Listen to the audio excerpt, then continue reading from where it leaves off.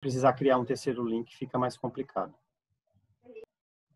Tá? Tá certo. Então boa noite a todo mundo, pessoal que está entrando. Hoje a gente vai ter a participação de Antonielli e do Dr. Dário, que vão falar um pouquinho para a gente sobre o básico, né, as noções básicas sobre o router de 24 horas.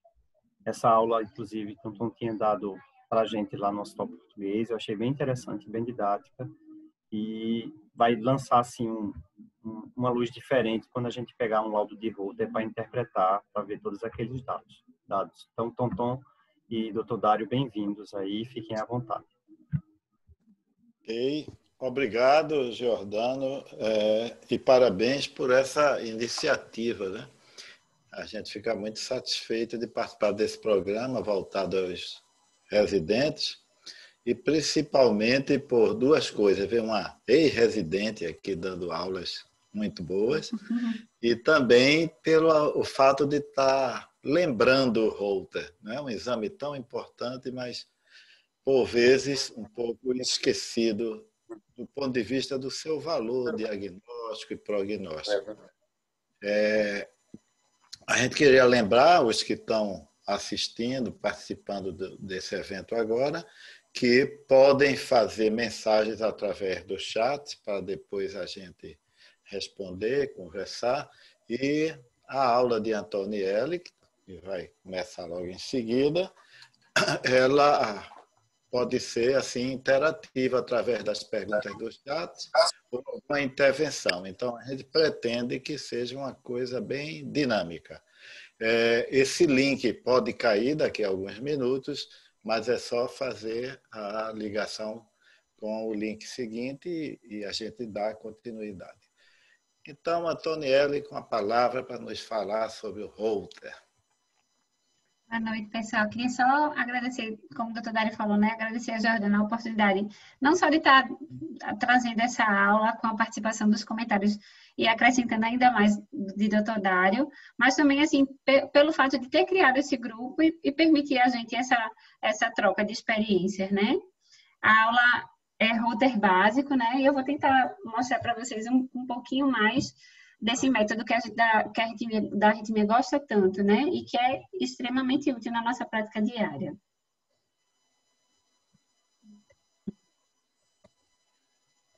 Pronto, então, só para falar um pouquinho do contexto histórico, né? Em 1939 e 1949, Holter e Gingerelli, eles desenvolveram os princípios básicos da eletrocardiografia ambulatorial que a gente tem hoje. O método constitui-se de um radioeletrocardiógrafo que era capaz de registrar o sinal eletrocardiográfico do indivíduo e transmitir por telemetria e armazenar em um gravador que inicialmente tinha um tempo máximo de 10 horas. Só que era uma coisa extremamente grande e que, assim, quando você pensa no router como uma coisa para registrar as atividades do dia a dia, né, fica praticamente impossível você ter uma atividade do dia a dia transportando uma coisa tão grande e tão pesada. E aí isso foi diminuindo à medida que a gente tem o router atual, que é simplesmente bem pequenininho, né, que você pode colocar ou no bolso ou colocar acoplado num cinto e sair fazendo suas atividades do dia a dia com ele, né? Que o objetivo do router mesmo é detectar, documentar, caracterizar a normalidade da atividade cardíaca durante as atividades diárias.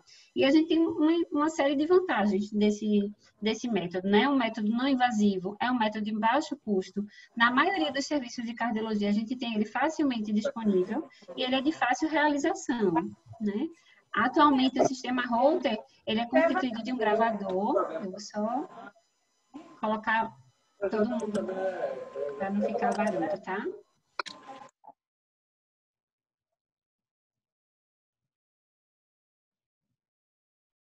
Vou só... Doutor Dário, eu estou pedindo para deixar o seu microfone livre. Está aparecendo? Ok? Oi, pronto. Está me ouvindo, né? Vou deixar o seu livre para os comentários. E deixei todo mundo sem som. Então, se constitui de um gravador, um sistema de cabos eletrodos e a gente vai ter um sistema de análise, que é um software que a gente vai baixar no nosso computador. Geralmente, o Holter, a gente vai utilizar 3 derivações, mas a gente sabe que existem os Holters de 12 derivações. Aqui em Recife, eu não conheço assim, ninguém que tem esse Holter de derivações, mas em serviços específicos, como na Itália, eu sei que tem, em Israel, eu sei que tem para análise de canalopatias, né?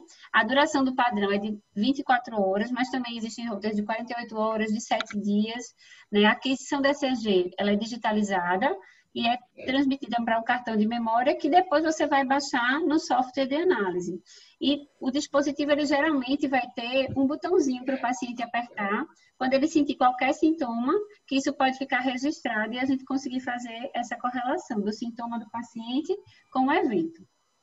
Na maioria dos serviços, e esse o posicionamento dos eletrodos preconizado pela Sobrac, eu sei que a Cardios, ela bota até um diferente, mas o da Sobrac, ela preconiza mais ou menos esse posicionamento, de modo que o canal 1, ele é mais semelhante com o V1, o canal 2 com o V3, e o canal 3 fica como se fosse um V5. E isso ajuda um pouquinho, assim, o Holter, ele não dá tanto, assim, diagnóstico de bloqueios, mas essa similaridade ajuda a gente a saber mais ou menos o que é um V1, o que é um V5 e poder sugerir. Mas, de modo geral, eu acabo não inferindo realmente se é um bloqueio de ramo direito, um bloqueio de ramo esquerdo. Eu me restringo muito mais à análise de ritmo, de arritmias. Então, a análise é feita, geralmente, assim, você tem programas que vão fazer uma análise inicial para você, né? E vai estabelecer alguns parâmetros. O que eu utilizo, ele já diferencia os tipos morfológicos de QRS. Ele vai diferenciar em normal, ventricular, artefato, interrogados e, se tiver marca-passo, capturas ventriculares ou capturas atriais. Não é bem uma falha, mas uma limitação é que esses sistemas eles não detectam o DAP. Eles atuam detectando QRS e separam por QRS. E depois o médico vai lá para ver se essa análise está correta, que geralmente, na maioria das vezes, vão ter grandes falhas e a gente vai corrigir bastante coisa. É raro o exame que você não precisa corrigir. Aqui eu botei um pouco da tela do software que eu utilizo, né? E ele simplesmente me dá isso. Ele já divide em normais, ventriculares, se for marca-passo, normais precedidos de espículas, se tiver captura ventricular, ele também vai botar aqui. Deletados, que foi já o que eu já olhei e achei que não era QRS, né? E aqui, se você já olhar aqui no ventricular, você já vê que ele já classificou errado. Ele pegou um trecho que é só artefato e classificou como ventricular. Então, de modo geral, a gente tem que fazer a conferência. Você não pode simplesmente pegar a análise do software e liberar esse laudo. Você vai ter que corrigir item por item, né? Então, para a gente dar um laudo de Holter, a gente precisa ter uma certa experiência em eletrocardiografia e estar familiarizado com aquele software de análise, né? Para saber o que é que ele disponibiliza para a gente. Aí, cada fabricante vai disponibilizar várias plataformas, nas quais vai ser possível você avaliar morfologia, classificar as arritmias em supra e ventriculares, além de avaliar a distribuição em uma série de tabelas e gráficos que ele já vai trazer para você. De modo geral, a gente não tem uma padronização. Olha, o laudo de Holter tem que ser assim, né? Como em todos os métodos, né? A gente tem um básico que o laudo tem que conter aquele corpo básico e cada um vai fazer um pouquinho a sua maneira, mas ele tem que constar desses itens que a gente colocou aqui. O ritmo de base predominante e seu comportamento ao longo do registro. Registrar a frequência média, frequência mínima, frequência máxima, duração de pausas e o momento em que elas ocorrem. Análise da condução átrio e intraventricular. Quantificação e distribuição das taquiarritmias. Características das taquiarritmias com ênfase para o mecanismo eletrofisiológico. Assim, não é assim, isso aqui eu nem acho, isso aqui eu acho que às vezes é até uma coisinha a mais que a gente coloca, né? Mas a gente sempre tenta descrever qual o mecanismo provável daquela arritmia que vai tentar ajudar o clínico no provável tratamento daquela arritmia. Avaliação da repolarização ventricular, intervalos QT e intervalo QT corrigido, com possíveis eventos isquêmicos. Vai acabar em 10 minutos, pessoal. Aí a gente vai para o link seguinte. E a gente sempre tenta no Holter correlacionar sintomas e alterações do ritmo. Geralmente o paciente recebe um diário e a gente pede para anotar as principais atividades, principalmente assim, a hora do sono, para a gente saber quando é que aquele paciente foi dormir, se ele fez alguma atividade física mais importante, né? Se ele sentiu alguma coisa. E a gente sempre tenta correlacionar com o que ele descreveu para a gente no diário. Antonelli, eu queria fazer um comentário que você falou sobre as derivações, né? A gente lembrar, quer dizer, reforçar, porque você, na verdade, já mencionou, que essas derivações que a gente usa são derivações improvisadas, né? Tentando reproduzir aquelas do elétron. E você tocou num aspecto que leva a muitas controvérsias, que é o diagnóstico de bloqueio. Dependendo de como foi colocado esses eletrodos, da localização deles, feita pela técnica na hora que vai colocar, às vezes é impossível a gente dizer se o bloqueio de ramo é direito ou esquerdo. Quem pega o laudo, às vezes estranha muito a gente não mencionar se é direito ou se é esquerdo, e não entende esse aspecto. Basta a questão do posicionamento e você fica com um QRS que não é predominantemente positivo, nem é predominante negativo, e a gente não tem como dizer. Isso é uma limitação própria do exame, vai depender do biotipo e da colocação dos eletrodos. O mesmo se passa com outra coisa que também dá muita polêmica, que é pré-excitação. Você pode, por azar, as 3 derivações, pegar a onda delta plana. Então, você não vê o início da onda delta e fica difícil você dar o diagnóstico de um Wolff-Parkinson-White, por exemplo. Então, tem que lembrar que o diagnóstico de pré-excitação, diagnóstico de bloqueio, é pelo eletrocardiograma. O Holter vai ver as arritmias, mas, às vezes, é difícil interpretar esses distúrbios de condução. Só, vamos adiante. Eu prefiro quase nunca eu coloco, sabe? Assim, me arriscar a dizer se é um bloqueio de ramo. Às vezes você tem o eletro do paciente, aí você ainda se arrisca a colocar, né, doutor Dário? Quando você tem o eletro. Mas na maioria das vezes eu não tenho esse eletro. E eu já vi algumas pessoas dizendo assim, não, ele tinha de base um bloqueio de ramo esquerdo, quando chegou ao laudo do Holter, tinha descrito um bloqueio de ramo direito. Aí interpreta isso como bloqueio alternante, né? Então, aí às vezes eu prefiro nem colocar, porque não dá para ter certeza se aquele Holter viu corretamente, né? Avalia corretamente. A gente vai entrar um pouquinho agora eu vou me basear basicamente nessas 3 fontes para a gente falar um pouco do aspecto técnico, assim, do que é preciso para um bom laudo de Holter e das indicações. Esses 2 últimos guidelines aqui, eles se referem um pouco mais às indicações, e esse aqui são as recomendações da SOBRAC para os serviços de Holter, que ela caracteriza um pouquinho o que é que você precisa e que a gente até já falou anteriormente. E aqui tem o nome de doutor Dário, né, doutor Dário? Participei. Que também participou. Então, na primeira recomendação, ela faz algumas recomendações, né, em relação à limpeza da pele, eletrodos de boa qualidade, posicionamento adequado desses eletrodos. A recomendação dela é bipolar, V1, V3 e V5, mais ou menos como eu coloquei naquela fotografia. Um registro em gravadores digitais requer um mínimo de 18 horas de gravação, incluindo vigília e sono, e um mínimo de 3 canais.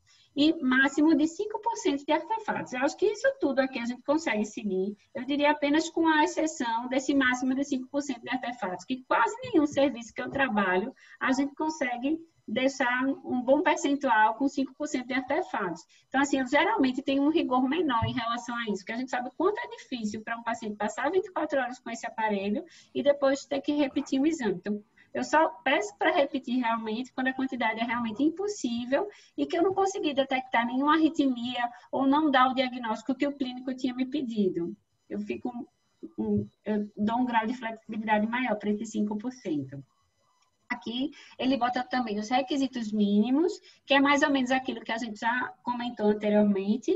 Eu só gostaria de citar que ele bota assim, para a gente botar um mínimo de 8 traçados por exame. Na parte final do laudo do Holter, que eu vou mostrar um laudo, a gente bota os exemplos. E aí ele bota um mínimo mais ou menos de 8 traçados. Mas isso aqui é praticamente igual ao que a gente já tinha falado.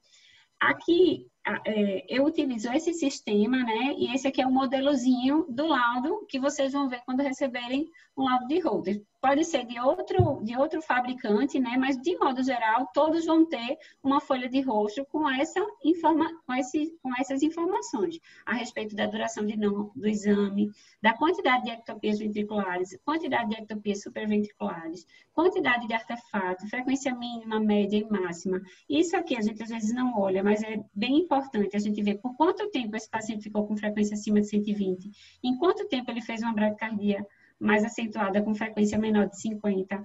Então, só olhando essa folha de rosto, a gente já sabe dizer bastante coisa, sabe dizer a densidade das arritmias, sabe dizer se ele fez mais taquicardia ou mais bradicardia, e aqui ele ainda descreve para a gente a quantidade de arritmias ventriculares, o que foi isolado, o que foi pareado, o que foi taquicardia. Então, só olhando essa folha de rosto, a gente já tem uma boa noção do que a gente vai ter. E aqui, a página seguinte já é a página do laudo, que é onde a gente vai descrever tudo aquilo que a gente mencionou. Descreve o ritmo predominante, descreve a quantidade de ectopias supraventriculares, a condução AV intraventricular, a quantidade de ectopias ventriculares, se teve alguma relação com algum sintoma que o paciente referiu e a possibilidade de anormalidade do segmento ST, da onda T e do intervalo QT.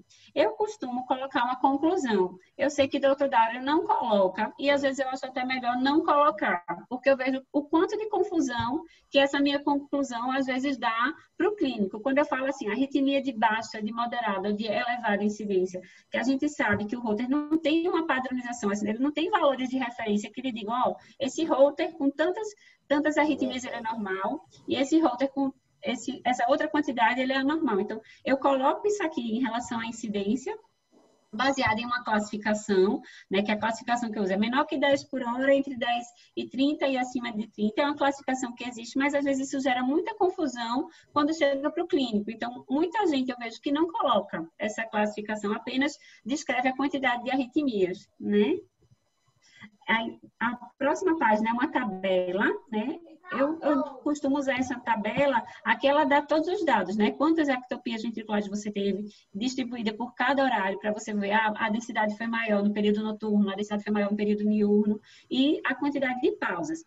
Essa tabela, ela fica mais ou menos semelhante a esse gráfico. Quase tudo que tem naquela tabela, a gente vai conseguir ver melhor, de uma maneira melhor nesse gráfico, com exceção das pausas. Então, eu uso muito essa tabela para ver mais as pausas, em que horário ocorreram as pausas. E os gráficos, a gente sempre começa, na verdade, olhando pelo gráfico.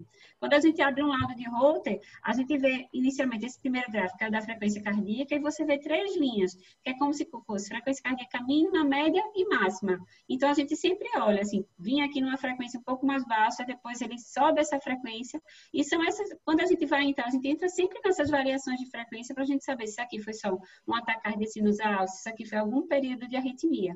E, às vezes, quando a gente vê essas 3 linhas muito separadas, a gente já tem uma suspeita do que pode ser esse diagnóstico, que depois eu vou mostrar em alguns exemplos. Mas aqui a gente também já tem noção da densidade de arritmia ventricular, se ela foi mais de dia, se ela foi mais de noite. Eu cortei uma reguinha aqui que tinha os horários, mas a gente consegue ver pela reguinha em que horário foi que a gente teve essas arritmias. Então, só olhando esse gráfico, a gente já consegue extrair bastante coisa do exame. Esse trabalho eu trouxe falando um pouquinho do que a gente comentou agora, assim. No Holter, infelizmente, a gente não tem tantos parâmetros de referência, dizendo tanto assim, mais ou menos assim, ó, se eu tiver 10 ectopias ventriculares por hora, isso é normal. A gente não tem tantos valores de referências para a população normal, né? A gente, por exemplo, a gente pega um eletro, a gente sabe que a maioria da população vai ter um eixo entre tanto e tanto. A gente não tem muitos estudos com Holter para dizer, isso aqui pode variar de tanto a tanto e ser benigno. Aí isso foi um trabalho, uma meta-análise, que ele pegou trabalhos que avaliaram Holter de pessoas normais e pegaram as principais coisas que a gente avalia no Holter: pausa sinusal, BAV de primeiro grau, BAV de segundo grau, tipo 1, arritmias ventriculares, arritmias supraventriculares e episódios de TVNS. E o que é que ele tentou correlacionar? Ele tentou ver e dividiu por faixa etária o que era comum nesses grupos. Ele excluiu, logicamente, os pacientes que tinham hipertensão, diabetes, dislipidemia, que tinham qualquer cardiopatia, excluiu, inclusive, atletas, e tentou achar, né, nessa população de pessoas normais, o que é que pareceu ser normal. Então, a gente vê aqui... O link vai cair, desculpa lhe interromper. Quando a gente voltar, o doutor Dário vai comentar um pouquinho sobre se ele aceita ou não aceita esses critérios de normalidade. Tá bem, doutor Dário? Dá certo. Que eu sei que é muito